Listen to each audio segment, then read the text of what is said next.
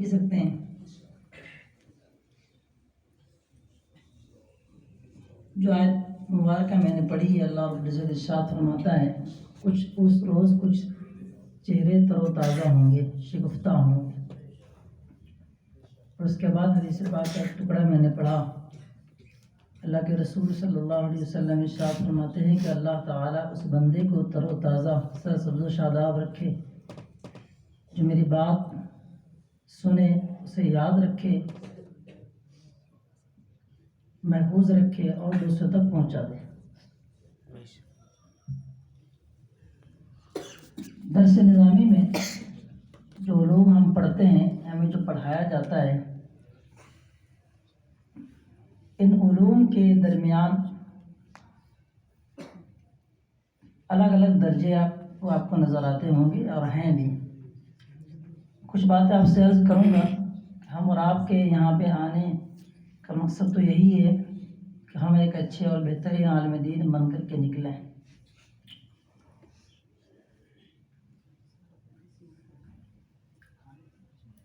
دو طرح کے علوم ہم پڑھتے ہیں،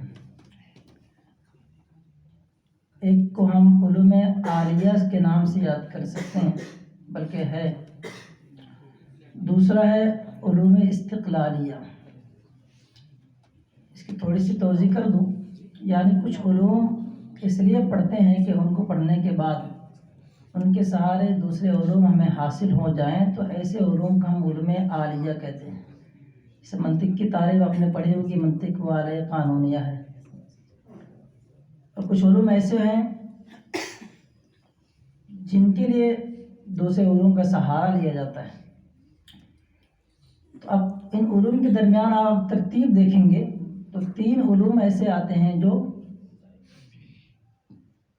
ایک جہت سے استقلال بھی ہیں، ان میں دو میں، اور ایک تو مستقل ہی ہے۔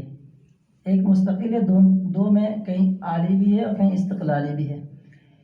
تین میں سے شروع کے جو دو ہیں، علم حدیث، علم تفسیر اور آخری ہے علم فقہ، ان تینوں ہی علوم کے لیے ہم تقریباً درس نظامی میں جو کچھ بھی آپ پڑھتے ہیں، ان تینوں ہی کے لیے پڑھایا جاتا ہے۔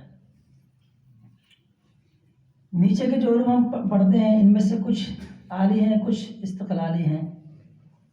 مثال کے طور پر سے علم بلاغت کے لیے ضروری ہے کہ آپ نحو صرف پہ پڑھے رہیں، اس کے بعد بلاغت آپ کو بات سمجھ میں آنے والی۔ اسی طرح بلاغت کے بعد آپ اوپر چلے جائیں، علم ادب ہے، تو علم ادب کے لیے نحو صرف ہے، اس کے اور اجزاء بھی ہوتے ہیں، تقریباً 14 کے آس پاس اجزاء گنائے جاتے ہیں اس کے ارکان۔ ان علوم کے لیے یعنی کئی کیٹیگریز اس کے اندر آ جاتی ہیں۔ کچھ علوم تو صرف کیا ہیں، علوم عالیہ ہیں، کچھ استقلالیہ ہیں، کچھ عالیہ، دونوں طرح کی ملتے ہیں۔ لیکن آخری جو ہے انتہا ہے وہ علم فقہ ہے۔ اب ان میں سے جو درجہ آتا ہے حدیث پاک کا، ایک جہت سے وہ علم استقلالی بھی ہے، دوسری جہت سے وہ علم عالی بھی ہے۔ استقلالی اس جہت سے ہے کہ اس کے لیے ہم دیگر علوم کو پڑھتے ہیں، جیسے مثال کے طور پر سے اصول حدیث ہے، نحو صرف کی دیگر چیزیں ہیں، بلاغت بھی ہم پڑھتے ہیں۔ یہ سارے علوم پڑھنے کے بعد احادیث مبارکہ میں ہم ان کا اجرا کرتے ہیں اور کرنا بھی چاہیے۔ پھر علم حدیث کو اس لیے پڑھتے ہیں تاکہ ہم قرآن و سنت کو سمجھ سکیں۔ علماء نے لکھا ہے، زبدۃ الاتقان کے اندر یہ بات موجود ہے، قرآن کریم کو سمجھنے کے لیے نبی کریم صلی اللہ علیہ وسلم کے فرامین کا سمجھنا ضروری ہے۔ فرامین مصطفیٰ صلی اللہ علیہ وسلم سمجھنے کے لیے ضروری ہے کہ ہم علماء کرام کے اقوال کو سمجھیں۔ گویا کہ ایک طرح سے ترتیب ترتب ہے، جب تک علماء کرام کی بات ہم نہ سمجھیں گے تو نبی کریم صلی اللہ علیہ وسلم کی بات ہم کو سمجھ میں نہیں آئے۔ جیسے ایک حدیث پاک پڑھتا ہوں آپ کے سامنے، فرمایا من کذب علی متعمدا فلیتبوأ مقعدہ من النار۔ فلیتبوأ امر کا صیغہ ہے۔ اس امر کے بارے میں آپ نے پڑھا ہوگا کہ امر کس معنی کے لیے آتا ہے، لیکن جب یہاں آپ غور کریں گے تو شارحین حدیث نے لکھا ہے کہ یہاں فلیتبوأ مقعد جو امر کے معنی میں نہیں ہے بلکہ وہ خبر کے معنی میں استعمال ہوا ہے۔ اگر ہمیں علماء کرام کے ذریعے سے بات نہ معلوم ہوتی تو شاید ہم اس میں غلطی کر بیٹھتے۔ تو ایک اہم جو بات ہمارے سامنے ہے وہ یہ ہے کہ جن علوم کو سمجھنے کے لیے جو علوم درکار ہیں علوم عالیہ، ان میں اگر ہماری کمزوری رہ جاتی ہے تو آگے کے علوم ہمارے لیے بہت مشکل ہو سکتے ہیں۔ نبی کریم صلی اللہ علیہ وسلم نے جو دعا دی ہمیں، فرمایا کہ جو بندہ میری بات کو سنے، اسے یاد رکھے، دوسروں تک پہنچائے، اللہ اسے تر و تازہ رکھے۔ قرآن کریم کی آیت میں نے پڑھی کہ کچھ چہرے اس دن تر و تازہ ہوں گے، تو اس کی تفسیر تو الگ ہے، لیکن کہیں نہ کہیں جب ایک مطلق حکم آیا ہے کچھ چہرے تر و تازہ ہوں گے، تو نبی کریم صلی اللہ علیہ وسلم کا یہ فرمان کہ اس بندے کو اللہ تر و تازہ رکھے، اس کا ایک فرض یہ بھی تو ہوگا، جسے نبی کریم صلی اللہ علیہ وسلم کی دعا مل رہی ہے۔ تو احادیث مبارکہ کی اہمیت، افادیت اور بھی بڑھ جاتی ہے، اس زمانے میں تو اور زیادہ بڑھ جاتی ہے۔ مفسر کے لیے جہاں 15 علوم درکار ہیں، ان میں سے ایک علم وہ بھی ہے جو مجمل و متشابہات کی تفسیر پر مشتمل جو احادیث مبارکہ ہے ان کا احاطہ کرنے والا ہوں۔ جب تک آپ کو پتہ نہیں ہوگا کہ احادیث مبارکہ میں اس آیت کی کیا تفسیر بیان کی گئی، اس کے معنی مطلب کیا ہے، تب تک آپ اس کی صحیح توضیح و تشریح نہیں کر پائیں گے۔ اب ہمارے مدارس میں جن علوم کے لیے جو علوم ہم پڑھ رہے ہوتے ہیں شروعاتی میں، ان میں اگر ہماری کمزوریاں ہو جاتی ہیں تو کتنی دقت کی بات ہے۔ یہاں پر علوم عالیہ جو آپ نیچے سے اب پڑھتے آ رہے ہیں، ان میں آپ تھوڑی مضبوطی ہمارا کو لانی چاہیے۔ یہ مضبوطی جب لے کے آئیں گے تو انشاءاللہ آخر میں جو ہمیں جو عموماً پڑھایا جاتا ہے، شروعات میں بھی کچھ کتابیں ہیں حدیث کی، جیسے اتحاف المسلم ہے، مشکات ہے اور دیگر شرح معانی الاثار وغیرہ، پھر آخر میں سیاہ کی جو ساری کتابیں آپ کو پڑھائی جاتی ہیں۔ ان میں آپ کو کرنا کیا ہوگا، ہر کام ہر ایک استاد اگر کرے تو ایک مشکل کا امر ہوگا، درسگاہ میں ایک نصاب کا بھی معاملہ رہتا ہے۔ اسے مثال کے طور پر احادیث مبارکہ آپ پڑھتے ہیں، ان میں آپ نے پہلے بہت کچھ پڑھا ہوگا، تو یہ سارے اصول و ضوابط وہاں آپ جاری کر سکتے ہیں احادیث مبارکہ کے اندر، قرآن کریم کے اندر اور ساتھ ساتھ میں فقہ کے اندر۔ تو جب تک آپ ان علوم میں آپ کمزور رہیں گے تو آپ یہ کر چاہیں گے کہ میں فقیہ بننا چاہتا ہوں، مجھے مفتی بننے کا بڑا شوق ہے، تو یہ شوق آپ بعد میں دکھائیں، اس سے پہلے جو علوم آپ کو پڑھائے جا رہے ہیں ان میں آپ شوق کا اظہار کریں۔ احادیث احکام ہیں جو سنن ابو داؤد، اس کے بارے میں موجود ہے کہ یہ تقریباً احکام کے حوالے سے زبردست کتاب ہے۔ اس کے مصنف نے خود کہا کہ میں نے اس میں جتنے بھی حدیثیں ذکر کی ہیں، ان میں سے جماعت اگر کر لی جائے، 4 حدیثیں ہیں جن پر اگر عمل کر لیا جائے تو تقریباً پورے سنن ابن ماجہ کے ابو داؤد کے مطابق عمل ہو جاتا ہے۔ ان میں سے ایک حدیث پاک وہ بھی ہے، من حسن اسلام المرء ترکہ ما لا یعنی۔ تو یہ جو آپ ترتیب آپ دیکھ رہے ہیں، تو علوم کے درمیان ترتیب ہمیں پتہ ہونا چاہیے۔ ترتیب کے اعتبار سے اگر چیزوں کو لے کے جائیں گے، اکثر بچوں سے پوچھا جائے کہ آپ کرنا کیا چاہتے ہیں تو ڈائریکٹ بتا رہے کہ مجھے افتاء کرنا ہے۔ ٹھیک ہے، افتاء کرنا ہے بہت بڑی بات ہے، ہمیں تو مفتی چاہیے، ساتھ ساتھ میں کیا ادیب نہیں چاہیے، منطقی نہیں چاہیے، نحوی ہمیں نہیں چاہیے۔ یہ ساری چیزوں اگر ہم آپ چھوڑ دیں گے، صرف اگر افتائی کی طرف جائیں گے، حالانکہ وہ ایک انتہا ہے ہمارے لیے، وہاں تو جانا ہی جانا ہے۔ مفتی کا مطلب ہو گیا کہ اس کو سارا کچھ آ رہا ہو، سب کچھ جان رہا ہو۔ حدیث ہے، فقہ ہے، اس فقہ کے بعد اب حدیث مبارکہ لے لیں، تفسیر لے لیں آپ، اور تفسیر کے لیے 15 علوم درکار ہیں جن میں نحو صرف بلاغت اس کا ایک اٹوٹ حصہ ہے۔ تو جو بنیادی علوم نیچے سے آپ کو پڑھائے جا رہے ہیں، ان علوم پہ بھی بطور خاص ہمیں توجہ دینے کی ضرورت ہے۔ ایک بات یاد رکھیں، دنیا کے اندر دنیا سے بہت سارے علماء کرام اٹھتے چلے جا رہے ہیں، اور ان میں کے اندر بہت ساری کمیاں نظر آنے لگی ہیں۔ ایک چیز میں آپ سے عرض کروں گا کہ آپ خود نائب بنیں اور نائب بنانے کی کوشش کریں۔ اس جامعہ کے اندر آپ کے سینئر اساتذہ موجود ہیں، پڑھانے والے ہیں، الحمدللہ سارے ہی جامعات میں اساتذہ ہمارے سر کے تاج ہیں، سب صحیح ہیں۔ اس جامعہ کے سارے اساتذہ صحیح ہیں، سارے جامعہ کے اساتذہ صحیح ہیں، اس جامعہ کے بھی سارے اساتذہ صحیح ہیں۔ تو کہنے کا مطلب یہ ہے کہ اساتذہ کرام سے آپ جڑے رہیں، کچھ نہ کچھ سیکھنے کی کوشش کریں۔ اس طرح کے جو مواقع آتے ہیں، ان میں بطور خاص ہمیں بڑھ چڑھ کے حصہ لینا چاہیے۔ اس حوالے سے کچھ باتیں آپ کو عرض کروں۔ ایک ہے ذمہ داری اور ایک احساس ذمہ داری۔ ہم اور آپ جس کام کے لیے آئے ہیں تو شاید ہمیں اتنا احساس نہیں ہے۔ نبی کریم صلی اللہ تعالیٰ علیہ وسلم کو اللہ رب العزت نے جس کام کے لیے اس دنیا میں بھیجا، مبعوث فرمایا، اس کے بارے میں قرآن شریف میں اگر پڑھیں گے تو جگہ جگہ آپ کو یہ نظر آئے گا، فَلَا تَذْهَبْ نَفْسُكَ عَلَيْهِمْ حَسَرَاتٍ، یعنی آپ ان پر حسرتوں میں اپنی جان نہ دے بیٹھیں۔ تفسیروں میں لکھا ہے کہ جب لوگ ایمان نہ لاتے تو نبی کریم صلی اللہ علیہ وسلم کو بڑا غم ہوتا، تکلیف میں آپ مبتلا ہو جاتے ہیں، تو اللہ رب العزت نے ارشاد فرمایا کہ فَلَا تَذْهَبْ نَفْسُكَ عَلَيْهِمْ حَسَرَاتٍ۔ ایک دوسری آیت میں اور ہے لَعَلَّكَ بَاخِعٌ نَفْسَكَ أَلَّا يَكُونُوا مُؤْمِنِينَ، ایسا لگتا ہے کہ آپ اپنی جان پر کھیل بیٹھیں گے اگر یہ ایمان نہ لے آئے۔ ذمہ داری کے بارے میں دیکھیں، ایک اور آیت کریمہ ہے طٰہَ مَا أَنزَلْنَا عَلَيْكَ الْقُرْآنَ لِتَشْقَىٰ، ہم نے قرآن کریم کو اس لیے نازل نہیں فرمایا تاکہ آپ مشقت نہ پڑ جائیں۔ تو اسی نبوی وراثت کو ہم حاصل کرنے کے لیے جامعہ میں ہم اور آپ آئے ہیں۔ ہمارے اندر جوش، جذبہ، حوصلہ، لگن، محنت کس قدر ہونی چاہیے، آپ خود ان آیات سے آپ اس کا پتہ کر سکتے ہیں۔ ایک اور آیت کریمہ ہے إِنَّكَ لَا تَهْدِي مَنْ أَحْبَبْتَ، یہ تو نہیں ہو سکتا ہے کہ آپ جسے چاہیں اسے آپ ہدایت دیتے ہیں، اس کا پس منظر الگ ہے۔ نبی کریم صلی اللہ علیہ وسلم کی خواہش تھی کہ آپ کے چچا جو ابو طالب ضرور ایمان لے کے آئیں، اس کے پس منظر میں آیت کریمہ کا نزول ہوا۔ آخری دم تک سرکار صلی اللہ علیہ وسلم اس کے ایمان لانے کے در پہ رہے، کوششیں کرتے رہے، لیکن جو ہوا وہی جو مقدر میں تھا۔ تو کہنے کا مقصد یہی ہے کہ ایک بندے مومن کو چاہیے، خاص کر طالب علم کو، جب اس راہ میں وہ قدم رکھا ہے تو کوشش یہی کرے کہ نبی کریم صلی اللہ علیہ وسلم کے طریقے پر چلتے ہوئے جو ایک احساس ذمہ داری ہے، ذمہ داری ہمیں جو ملی ہوئی ہے اس ذمہ داری کو ہم کیسے انجام دیں۔ آپ کو یاد ہونی چاہیے قرآن شریف کی ایک آیت کریمہ ہے وَأَعِدُّوا لَهُم مَا اسْتَطَعْتُم مِّن قُوَّةٍ۔ آج کی تاریخ میں دیکھیں گے آپ علمی اعتبار سے کس قدر مضبوطی کی ضرورت ہے۔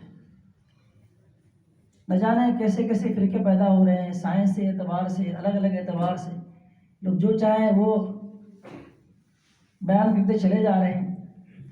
اس میں لکھا ہے کہ تم سے جس قدر ہو سکے اپنے قوت تیار کر لو، اعداد سے ہے۔ قوت کی تفسیر نبی کریم صلی اللہ علیہ وسلم نے الرمی سے کی ہے، تیر اندازی سے کی ہے۔ تفسیر ابی سعود میں لکھا ہے کہ اس زمانے کے اعتبار سے نبی کریم صلی اللہ علیہ وسلم کے سامنے ایک کیا ہے، قوت کی واضح مثال تھی، لوگوں کو دینا مقصود، یہ مثال دینا مقصود نبی کریم صلی اللہ علیہ وسلم کا مقصود تھا کہ مثالوں کو ذریعے سے سمجھا دیں، تو آپ نے وہ فرما دیا۔ مدارک میں لکھا ہے کل ما یتقوی بہ فی الحرب، جتنی بھی چیزیں ہیں جو غزوات میں، سرایا میں، جنگوں میں کام آ سکتی ہے، ان سب کی تیاری ہے۔ آج کا زمانہ کیونکہ علمی اعتبار سے ہے تو دلالت مطابق نہ سے التزاماً یہ بات تو ضرور ثابت ہوتی ہے کہ ہم اور آپ کو علمی اعتبار سے کتنا مضبوط ہونا ہے۔ اب خود غور کر لیں آپ کیسے کیسے دنیاوی اعتبار سے پڑھے لکھے لوگ باہر آتے ہیں اور امت کو اپنے انگریزی زبان کے ذریعے سے یا دیگر چیزوں کے ذریعے سے پھنسا لے جاتے ہیں، اور آج کی تاریخ میں فکری اعتبار سے ہم اور آپ کو آگے جانے کی بہت ضرورت ہے۔ بطور خاص جو منطق و فلسفہ کی کتابیں پڑھائی جاتی ہیں، اس سے آپ کے دماغ کی گرہیں کھلتی ہیں۔ دلی کے اندر اسکول کالجز کے اندر بچوں کی ذہنیت کو کھولنے کے لیے ان کا ایک کلاس چلایا جاتا ہے، غالباً انٹلیکچوئل کلاس کہتے ہیں اس کو۔ اس میں اس طرح کی ایکٹیویٹی کی جاتی ہے تاکہ بچے کا ذہن کھل جائے۔ ہمارے جامعات کے اندر منطق و فلسفہ کا مطلب یہی ہوتا ہے جو سمجھ میں نہ آئے۔ ہم نے کبھی سنا تھا استاد محترم صاحب پڑھا رہے تھے ہائی ولا کیسے کہتے ہیں، جسے سمجھ میں نہ آئے وہ ہائی ولا ہے، کوئی پڑھ رہے ہو میرے ساتھ ساتھ والے۔ تو یہ وہ چیزیں ہوتی ہیں جو آپ کے دل و دماغ کو کھولنے والی ہوتی ہے۔ تو مستطاعتم من قوہ کے اندر اپنے آپ کی اپنی قوت کو مضبوط کریں، یہ بھی شامل ہے کہ ہمارا آپ علمی اعتبار سے اپنے آپ کو مضبوط کریں۔ علمی اعتبار سے مضبوطی کب آئے گی؟ جب بنیادی ہی آپ اگر مضبوط نہیں کریں گے تو اوپر آپ جائیں گے دقتیں ہوں گی آپ کو۔ اس ابھی ہمارے متعین بتائیں گے کہ اگر کچھ عرض کریں گے ترجمے وغیرہ میں بچے سے ہم سے ہماری کہاں غلطیاں ہو رہی ہیں، کہاں ہمیں کیا بولنا ہے، کس طرح کی چیزوں میں ہمیں محنت کرنے کی ضرورت ہے۔ تو اوورآل یہی ہے کہ جب ہم اور آپ اپنے آپ کو ان جہتوں سے غور کریں کہ ہم کس مقصد سے جامعہ میں آئے، ہمیں کرنا کیا ہے، ہم کر کیا رہے ہیں، جب تک آپ بنیادی چیزوں پر آپ مضبوطی حاصل نہیں کریں گے تو آگے کے مراحل آپ کے لیے دشوار ہو جائیں۔ ایک بات یہ عرض ہے تعلیمی اعتبار سے جو آپ درسگاہ میں پڑھتے ہیں اور اس طرح کے جو آپ کو مواقع ملتے ہیں اپنے آپ کو پریزنٹ کرنے کا، پیش کرنے کا، یہ جو کچھ آپ نے پڑھا ہے اس کے اپلائی کا اور اس کے شو کرنے کا گویا کہ کیسے طریقہ ہے. آپ نے دیکھا ہوگا تقریباً 2-3 مہینے سے بطور خاص مولانا نواز شریف صاحب لگے ہوئے ہیں، دیگر اساتذہ کرام بھی اس میں شامل ہیں. اس کے بعد جا کر کے یہ ایک پروگرام ہمارے سامنے ہو پایا. پھر جب پروگرام تاریخ متعین ہو گئی تو کہیں نہ کہیں پھر آپ کو بلانا بھی پڑتا ہے. میں تو یہ چاہتا ہوں کہ جماعت وائز ہمارے طلباء کرام اس چیز کو لے لیں کہ ایک جماعت والے قرات کورس کرائیں، ایک جماعت والے نحو صرف کو دیکھ لیں، ایک جماعت والے تفسیر کو دیکھ لیں، کوئی بلاغت کو دیکھ لیں. جتنے بھی علوم و فنون ہم پڑھتے ہیں انشاءاللہ ہر ایک کو اپلائی کر کے ہم دکھائیں گے انشاءاللہ. ثانیہ جماعت تک قرات کی صورتیں ہوتی ہیں، ثانیہ والے قرات کو لے لیں. کیا بعید ہے؟ ہو سکتا ہے کہ نہیں ہو سکتا ہے؟ تو قرات کی تیاری کے لیے ثانیہ والے تیار ہو جائیں. ساتھ ساتھ میں یہ تقریباً نحو صرف کی جو باتیں ہوتی ہیں وہ رابعہ تک چلتی ہیں، تو رابعہ والے اگر چاہیں تو نحو صرف کی پروگرام کرانے کے لیے اپنے آپ کو آگے کریں. شبیہ ہمارا کل میں یہ چلتا بھی رہتا ہے. آگے چلیں گے انشاءاللہ. بلاغت وغیرہ کی چیزیں ہم تقریباً سالسہ میں پڑھائی جاتی ہے، خامسہ میں سالسہ تک بلاغت کی چیزیں ہیں. سالسہ والی یہ ذمہ داری لے لیں کہ بلاغی اعتبار سے کچھ نہ کچھ پروگرام کرائیں گے. سابعہ والے چلے جائیں تو اصول حدیث کو لے لیں، اور دورہ والے کم سے کم سیاہ ستہ پڑھے رہے ہیں، اس کے مطابق سیاہ ستہ میں سے 6 حدیث کی کتابوں میں سے 6 پروگرام کرا لیں. وہ اگر اس طرح کا ماحول بن جائے گا تو انشاءاللہ جو کچھ ہم نے پڑھا ہے اس کو اپلائی کرنے کا ہمارے پاس اچھا خاصا موقع نظر آئے گا. تو کہیں نہ کہیں علمی اعتبار سے اگر ہم اپنے آپ کو آگے کرنا چاہتے ہیں تو جو کتابیں ہم پڑھ رہے ہوتے ہیں ان کتابوں کے ساتھ ساتھ خارجی چیزوں کی طرف ہمیں بھی جانے کی ضرورت ہے، اپلائی کرنے کی ضرورت ہے. ایک بات یاد رکھیں، بہت سارے طلبہ جامعہ میں آتے ہیں، آخری بات عرض کر کے ختم کروں، اور خاطر خواہ انہیں کچھ حاصل نہیں ہوتا ہے. ابھی اتحاب المسلم میں ہم نے ایک حدیث پاک آج ہی پڑھائی تھی کہ لوگوں کی 3 کیفیت ہوتی ہیں. بارش کے پانی سے مثال اس کو دی گئی. اب یہاں پہ عرض کرتا چلتا ہوں کہ طالب علم کی کمزوری کے 4 ہی اسباب بیان کیے جاتے ہیں. ہر طالب علم میں غور کرے کہ میں یہاں آیا ہوں، میں اگر کچھ حاصل اب تک نہیں کر پایا، جیسے مثال کے طور پر سے جو ثانیہ میں اولیٰ میں کچھ جماعت تو پڑھ کے آیا نا، جو پچھلی جماعت جو کچھ بھی پڑھ چکا ہے غور کرے کہ اس میں وہ اپنے آپ کو کہاں تک پہنچا پایا ہے. لکھتے ہیں کہ طالب علم کی کمزوری کے 4 ہی اسباب ہو سکتے ہیں. پہلا سبب تو یہی ہے، پہلی وجہ بنیاد یہ ہے کہ استاد نامکمل ہوں. اس معاملے میں تو میں کہوں گا الحمدللہ ہمارا مجلس ٹناٹن ہے، ٹناٹن سننی ہے کہ وہ انٹری ٹیسٹ، پھر وہ اب یہ لوگ پتا رہو کہ درو والوں کو کیا وہ تدریسی ٹیسٹ، سب ٹیسٹ پھر ٹیسٹ کا ٹیسٹ کرا کر کے پھر کیا ہوتا ہے اساتذہ کا انتخاب ہوتا ہے. اس معاملے میں کہہ سکتا ہوں کہ کہیں اگر ہو جائے اکا دکا تو الشاذ کالمعدوم سمجھیے گا. اس معاملے میں تو چنیں اساتذہ کیا نامکمل ہو، ناقص تو نہیں کہیں گے، نامکمل ہے ایک طریقے سے. ایک چیز تو یہ. دوسری چیز یہ ہے کہ استاد بخیل ہو. اب اس میں تھوڑا سا شک لگ رہا ہے کہ پتہ نہیں ہم بخیل ہیں کہ کیا اللہ جانے. استاد بخیل ہے کہ وہ طالب علم کو دینا نہیں چاہتا ہے، لیکن ایسا نہیں لگتا ہے جب جہاں تربیت ہو بار بار بھی مدنی مذاکرہ دیکھنے کو ملے تو پھر وہ بخالت وہ پتہ نہیں کہاں چلی جائے. اس طرح کے معاملات کم ہی نظر آتے ہیں. 2 چیزیں یہ ہو گئی. تیسری چیز یہ ہے جو کتاب پڑھائی جا رہی ہے وہ کتاب ناقص و نامکمل ہے. پوری مجلس بنی ہوئی اس پہ گفتگو کرنے کے لیے، اور آپ نے دیکھا ہوگا دن بدن الحمدللہ اس کے اندر بہتری آتی جائے. اور اپنی جو بھی انتخاب آپ کے سامنے ہے، انتخاب کا مطلب وہی چنیدہ ہے جو آپ کے لیے بہتر ہے، مناسب ہے، وہی آپ کے لیے تیار کیا گیا ہے. تو نصاب ہمارا بھی الحمدللہ تقریباً بلکہ 100% ہی آپ کے اعتبار سے صحیح ہے. ایک لاسٹ چیز جو ہمیں نظر آتی ہے وہ ہے شاگرد نحل، اور اس نحل کی تفسیر علم و تعلیم کا بیان حصہ نمبر 16 پڑھیے گا. 5 صورت بیان صاحب بارہ شریف نے نحل کی تفسیر میں. نحل سے مراد کون ہے؟ علم پڑھ کے چھوڑ دے، اس کا لحاظ نہ کرے. یہ کہ علماء کو بدنام کرنے کا وہ ذریعہ بن جائے. 5 صورتیں بنتی ہے اس کو. علم و تعلیم کا بیان آپ وہاں دیکھ لیں, آپ کو مل جائے گا. اب ہم اور آپ کو یہ غور کرنا ہے کہ اگر ہمارا ایک طالب علم ہے جامعہ میں آ کر کے جیسے آیا تھا ویسے ہی چلا گیا, الان کما کان, تو پھر کیا صورت بنے گی اس کی؟ 3-4 وجوہ مطلب اسباب علم میں سے کوئی نہ کوئی سبب تو ہے جس کی بنا پہ ایک طالب علم ناقص رہ جا رہا ہے. بنیادی اعتبار سے اگر آپ نچلی درجات میں اگر اپنے آپ کو سستیوں میں رکھیں گے, محنت نہیں کریں گے, تو آگے آپ کے لیے دقتیں آ سکتی ہیں. 4 وجوہ لکھی ہیں انہوں نے, مولانا مفتی احمد خان نہیں اسلام جالب میں یہ باتیں لکھی ہیں. تو میں آپ سے یہ گزارش کروں گا کہ اپنے آپ کو علمی اعتبار سے ترقی کی طرف لے جائیں. اور جب تک آپ علوم جو میں بتایا استقلالی ہے, جو مستقل علوم ہیں, علم حدیث ہے, تفسیر ہے, اس کے بعد فقہ تو انتہا ہے, اس کے لیے سارے کے سارے علوم ہم پڑھتے ہیں. ان میں آپ کی کمزوری ہے, آپ کہتے ہیں کہ مجھے فقیہ بننا ہے, محدث بننا ہے, سارے چیزیں آپ دل میں موجود ہے, تو یہ ان بنیادی چیزوں کو لے کے آپ چلیں. یہ بھی عرض کروں گا کہ بس فقہ کے پڑھنے کے بارے میں خواہش تو ہے, لیکن آپ ادب صحیح نہیں ہے, درست نہیں, تو دقتوں میں آپ پھنس سکتے ہیں. الگ الگ ہے, بر کا معنی ہے نیکی ہے, بر بولیں گے تو نیکوکار کے معنی میں چلے جائے گا, الگ الگ تفصیلات اس کی. ادب آپ کا مضبوط نہیں.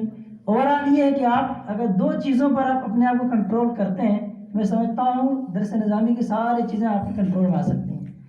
فکری اعتبار سے منطق کو آپ لے لیں, فلسفہ تو بہت کم ہی پڑھا جاتا ہے, منطق پر آپ بہت زیادہ زور دیں, اس کے ساتھ ساتھ ادب پر آپ زور دیں. ادب میں تقریباً 14 علوم آ جائیں گے.